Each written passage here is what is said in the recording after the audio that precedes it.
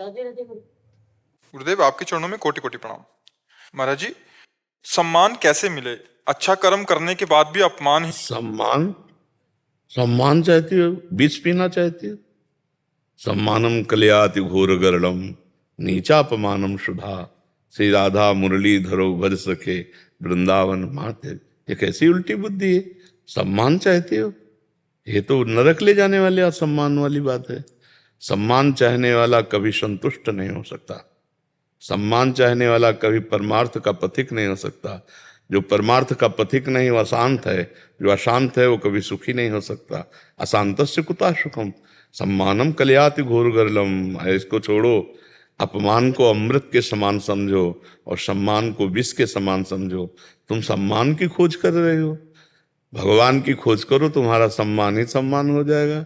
सम्मान की खोज करोगे तो नरक पहुंचा देगा।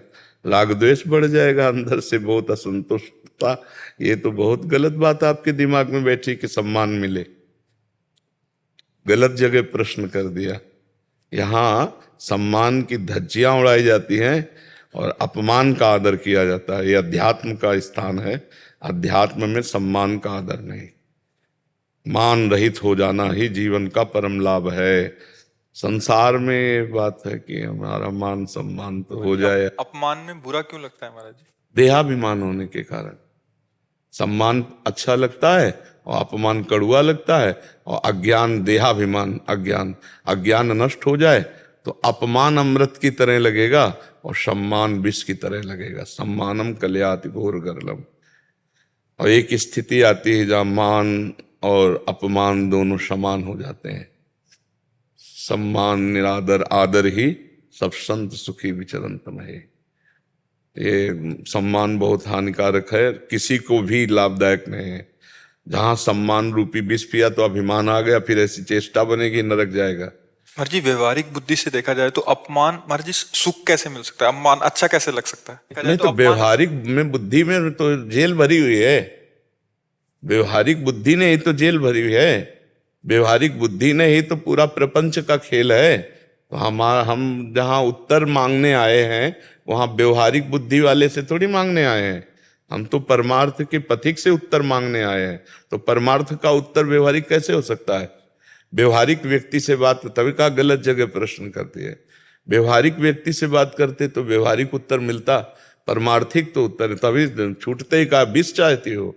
सम्मानम कलयाति घोर गरलम, घोर गरलम नीचापमानम। और संसार यही चाहता है, बस वो अल्प सुख का भोक्ता बनकर अपने जीवन को नष्ट कर देता है।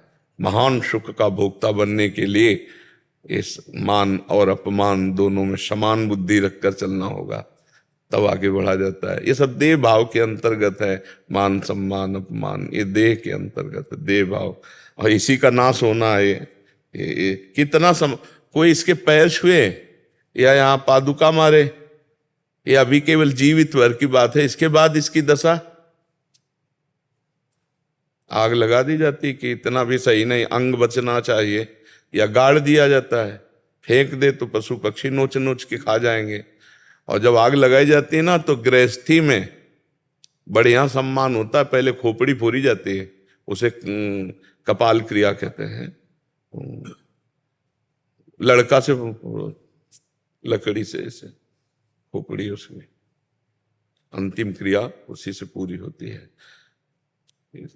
मान, जीवन भर इस मान की लालसा रखो, इसी शरीर के लिए तो। पर शरीर का क्या मान होता है? क्या होता है मान? जला देना, राख बन गए। राख भी न बचने पाए, फेंक दी गई, गाड़ दिया गया, कीड़े पड़ गए, सड़ गया, फिर मतलब न देखने लायक न सुन। इससे जीवित दशा में इससे हट जाओ, इसके राग से मुक्त हो जाओ। इसलिए मनुष्य शरीर मिला है। सारे झगड़े, सारी झंझटें, सारी समस्याएं शरीर को लेकर के हैं, आप देख लीजिए। और समस्या मुक्त होने के लिए हम परमात्मा प्राप्ति के लिए मनुष्य शरीर प्राप्त किए हैं। तो भजन करो। तुम सम्मान की लालसा मत रखो, सम्मान तो तुम्हारे पीछे डोले। अगर